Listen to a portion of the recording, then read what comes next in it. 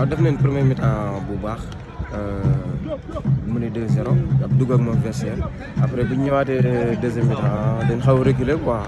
suñu jeu demee woon foofu noonu bàyyi suñu jeu quoi après équipe bi ñemee ñu song ñu di exploité ay contrôle am ak kii am ay bal arrêté am defe naa ni foofu lañ ñu xaw a nelawee quoi.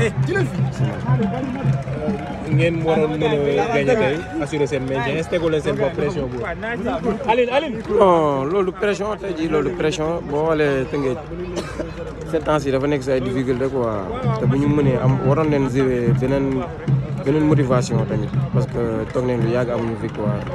te loolu la ñu waroon jouer mais tey xëy na yàlla dogal na nii la waroon demee rek ndax deuxième mi-temps bi ñu def moom ñu reculer tellement adversaire bi ñemee ñu waaw loolu moo indi jafe-jafe te incha allah dinañ corriger waat suñu erreur yëpp di ma gagné waat suñu point ba maintenir équipe bi. kon ban kanam la ñuy xaar si yéen ñaari match yi. ñu xaar Tëngéej bu l'année dernière rek parce que Tëngéej bi moom des gars dañ ko ñeme de trop dañu ñeme de trop ñun waaw parce que ñun ñoo wane loolu quoi faiblesse boobu tey jii am na équipe bi muy nekk waroo ko wane quoi ndax fii ay joueurs yu mag rek fi nekk waruñu manqué confiance waruñu manqué dara waruñu am pression tamit waaw am na match yoo xam ne war nañ ko si calmement gagné suñuy points mais dañuy sant yàlla rek jéem a gérer équipe bu maintenir ba pare après ñu xool mais bu baaxul parce que am naa yaakaar ni suñu match émotion suñu match contre Jaraaf bi moo nekkoon ci joueurs yi parce que tamit contre Jaraaf fa la ñu waxoon dañuy assurer suñu maintien ñu liggéey ko ba dernière minute mu am situation bi nga xam ne vraiment mu daal ñu Jaraaf mën nañu ñu war a ñëwaat encore pour uti maintien bi tey premier mi-temps bi baaxuloon dara mais bu ñu duggee vestiaire waxtaan ak joueurs yi bàyyi la ñu dal pendant 5 minutes li nga xam ne du suñu habitude ils ont compris que quelque chose ne va pas après nag ñu repositionné par rapport ak suñu latéraux yi suñu deux milieux terrain yi ak suñu excentré et quand on a vu quand on les a repositionnés gis nañ ni vraiment dellu si nañ ci jeu bi boo ñu apporté benn plus une vivacité une agressivité offensive ba ñu ñëw égaliser ci match bi donc loolu noonu du chaque fois nga koy am na équipe yi nga xam ne bu ñu la mënee doo dellu si tey heureusement que dañuy tas ak Tëngéej nga xam ne moom tam moom ci situation loolu moo ñu permettre ñu dellu si mais lii vraiment li nga xam ne dañ ciy waxtaan ak ñoom préparer leen mentalement pour ñuy bañ a naagu pour ñuy fàtte match parce que match bu jeexee jeex doo ci nekk ba mu dellu si donc vraiment ci loolu war nañ ci def accent par rapport à loolu ñun ci xale ak xale. On a repositionné aussi nos meilleurs terrains parce que nous on avait joué avec un 4-3-3 pointe basse mais eux ils ont joué avec une pointe haute alors que nous on devait jouer avec une pointe basse 1-6 et 2 milieux terrain offensifs de faire des appels derrière de la défense demander aux excentrés de venir de faire des appels contre-appels et des dédoublements des latéraux parce qu'en première période les latéraux n'avaient pas joué aucun latéral n'a presque centré mais quand on nous a repositionnés on a demandé de jouer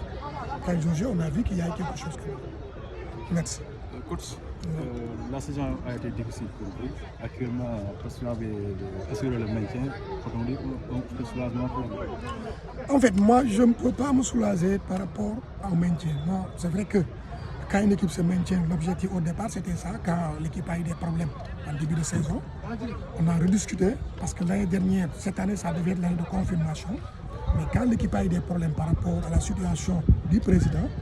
on a discuté, on a revu les ambitions à la baisse. On m'a demandé de jouer le maintien et de tout faire pour qu'il y ait des joueurs qui puissent mettre sur le marché. Parce qu'aussi aujourd'hui, il n'y a que les joueurs qu'on peut vendre qui peuvent apporter de l'argent à l'équipe. Mais sur ce, je pense qu'il y a une satisfaction parce qu'au moins dans la saison, on a pu vendre deux de nos meilleurs joueurs depuis le début de la saison. Sao Monté, milieu de terrain, et Alpha Baldé, l'axe central gauche.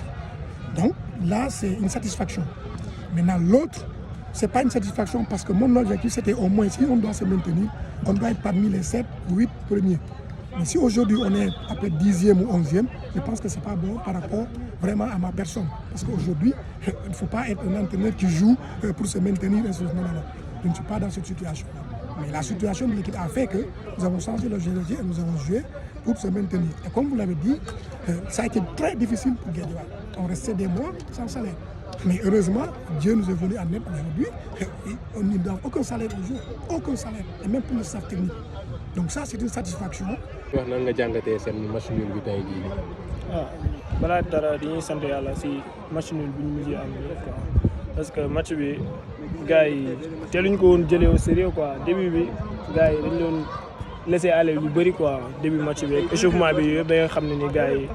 concentré wuñu maximum si match bi quoi mais biñ duggee vestiaire coach yi remonté nañ gars yi remonté nañ trou bi après moo tax deuxième mi-temps bi ñu ñëwee ñu indi suñu vrai visage quoi. justement ba nga nekkee si banc bi lan nga lire ba dugg ba mën a placé fu baax pour mën a dugal. ah dara gars yi dañoo amul engagement bu bëri premier mi-temps bi rek ñun biñ ñëwee dañoo ñëw engagement ñëw ak gëm-gëm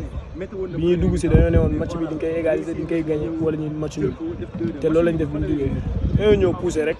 après gars yi bàyyi ñu dugal quoi loolu kese la.